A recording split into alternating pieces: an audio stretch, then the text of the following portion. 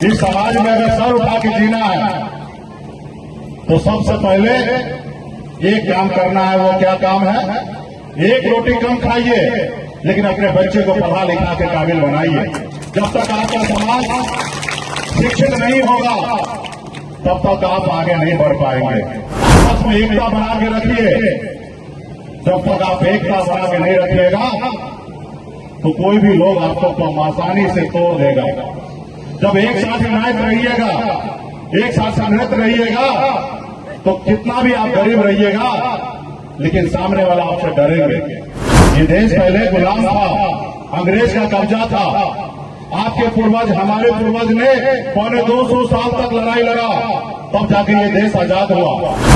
ये देश में जितना अमीर लोगों का अधिकार है उतना ही गरीब के बच्चे का भी उतना ही अधिकार है सर उठा के जीने का। ताकत आपके पास है वोट गिराने का, लेकिन आप जब वोट गिराते हैं तो आप अपने बच्चे के बारे में नहीं सोचते हैं, अपने लोगों के बारे में नहीं सोचते हैं। इसलिए साथियों, अपने वोट का अधिकार को समझिए। इस पूजा के प्रांगण में बड़े संख्या में यहाँ उपस्थित माता बहन, नौजवान साथी, सम्मानित गार्जियन सभी को सनम मल्ला मुकेश सभी की ओर से नमस्कार प्रणाम करता हूँ। साथियों, पहले तो मैं माँ काली से प्रार्थना करूंगा कि आप सबको ऊपर आशीर्वाद बनाए रखें। और आज काली पूजा के अवसर पर आप सभी के बीच में हम लोग उपस्थित हुए हैं। साथियों, ये कोई पॉलिटिकल राजनीतिक मंच नहीं है, ये सामाजिक मंच है। तो इसलिए मैं चाहूंगा कि मैं समाज में किस तरीके से उत्थान हो वो बात को रखें और ठहरे हम नेता। तो साथियों, आप सब हमें जानते होंगे, सनम मल्ला के नाम से जाना जाता हूं। मैं गरीब मछुआरा परिवार में जन्म लिया और आप समझ सकते हैं कि मछुआरा परिवार किस तरीके से होता है। हर तरह का अभाव में जिंदगी में बचपन जिया। मात्र 18 साल की उम्र में घर परिवार, रिश्तेदार, माता बहन सभी को छोड़कर मुंबई जैसे शहर चला गया। वहां मेहनत किया, मजदूरी किया। 900 रुपये महीने पे मैं नौकरी करता था, लेकिन मेहनत के दम पर मैंने मुंबई जैसे शहर में कामयाबी का झंडा गाड़ दिया।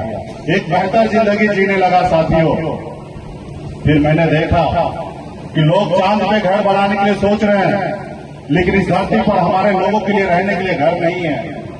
फिर मैंने बॉम्बे के ऐशोआराम जिंदगी को छोड़कर पिछले 10 सालों से अपने बिहार और अपने समाज के लोगों के लिए हक अधिकार के लिए मैं लड़ाई लड़ता हूँ। पूरे बिहार में निषाद समाज जो है 22 जाति में जाने जाते हैं। कहीं बीन, कहीं बेलदार, कहीं नोनिया, कहीं मलाह, कहीं चाय, पियर, बनपर, गोरी, तमाम 22 जाति के नाम से जाने जाते हैं। हम बिहार में 10% की आबादी है, लेकिन हमारा कोई सुनता नहीं है। आज हमारे समाज को बंगाल में एससी का आरक्षण मिल रहा है। आप दिल्ली चले जाइए, वहां निषाद को एससी का आरक्षण मिलता है, लेकिन बिहार में नहीं मिल रहा है।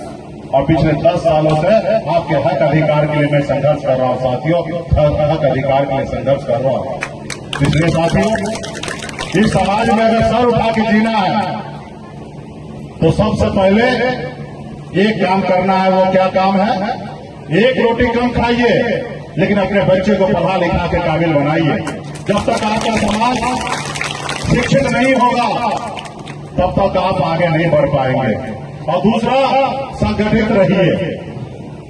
दूसरा, आपस में एकता बना के रखिए। जब तक आप एकता बना के नहीं रखिएगा तो कोई भी लोग आपको आसानी से तोड़ देगा। जब एक साथ यूनाइट रहिएगा, एक साथ संगठित रहिएगा तो कितना भी आप गरीब रहिएगा लेकिन सामने वाला आपसे डरेंगे। इसलिए साथियों, एकता में बहुत बड़ा ताकत है। बाबा साहब भीमराव अम्बेडकर ने, पहले ये देश गुलाम था, ये देश पहले गुलाम था, अंग्रेज का कब्जा था। आपके पूर्वज, हमारे पूर्वज ने 250 साल तक लड़ाई लड़ा, तब जाके ये देश आजाद हुआ। ये देश में जितना आपका अधिकार है उतना ही रतन टाटा या अंबानी का उतना ही अधिकार है। ये नहीं कि जो अमीर है उसका ज्यादा अधिकार है और जो गरीब है उसका अधिकार नहीं है, ऐसी बात नहीं है। ये देश में जितना अमीर लोगों का अधिकार है उतना ही गरीब के बच्चे का भी उतना ही अधिकार है सर उठा के जीने का।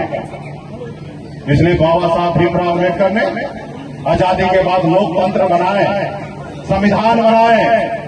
पहले राजा के घर में बच्चा जन्म लेता था, वो राजा बनता था, लेकिन बाबा साहब भीमराव अम्बेडकर ने कहा कि नहीं, अब राजा का बेटा राजा नहीं बनेगा, अब इस देश का राजा वो बनेगा जिसके पास वोट होगा, चाहे वो गरीब मजदूर का बेटा क्यों न हो, या किसान का बेटा क्यों न हो, या एक मछुआरा मल्ला का बेटा क्यों न हो, अपने वोट के दम पर इस देश का, इस राज्य का नेतृत्व कर सकता है। साथियों, वो ताकत आपके पास है वोट गिराने का, लेकिन आप जब वोट गिराते हैं तो आप अपने बच्चे के बारे में नहीं सोचते हैं, अपने लोगों के बारे में नहीं सोचते हैं, और आपका वोट का कीमत लगता है 200-500 रुपया लगता है, एक दारू का बोतल दे देता है और आपका वोट ले लेता है। साथियों, इसलिए साथियों अपने वोट का अधिकार को समझिए।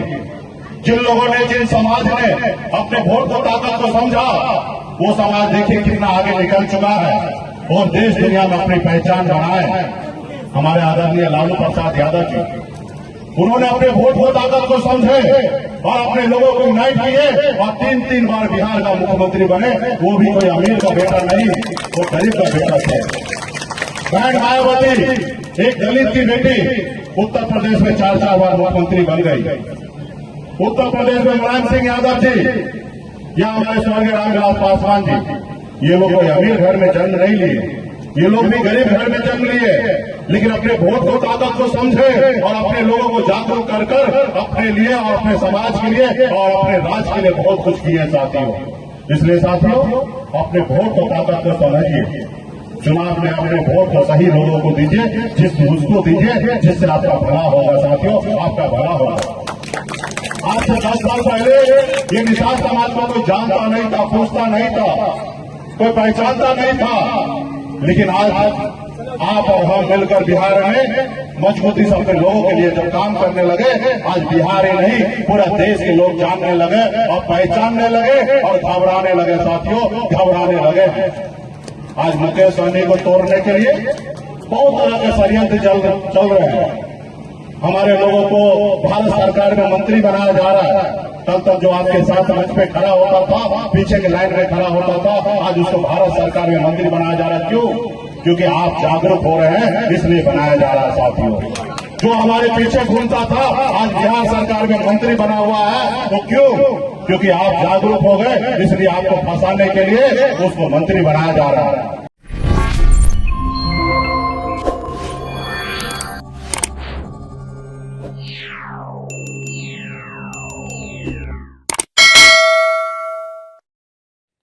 नमस्कार, मैं रवि नारायण सिंह, आरपीआई प्रदेश अध्यक्ष, आप सभी को धनतेरस, दीपावली, छठ महापर्व, भाई दूज एवं चित्रगुप्त पूजा की ढेर सारी शुभकामनाएं देता हूं।